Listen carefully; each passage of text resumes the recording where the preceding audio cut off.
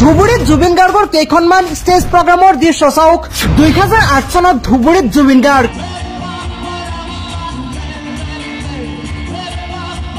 2015 চনত ধুবুৰীত জুবিন গাৰ্গ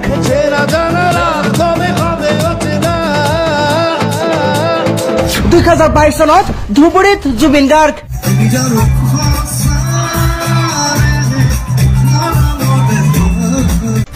2024 চনত ধুবুৰীত জুবিন গাৰ্গ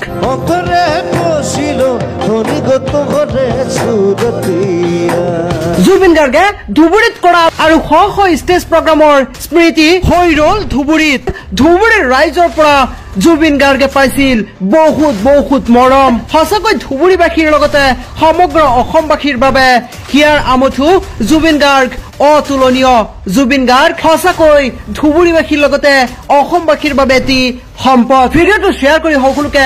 জানিবলৈ সুবিধা কৰি দিয়ক।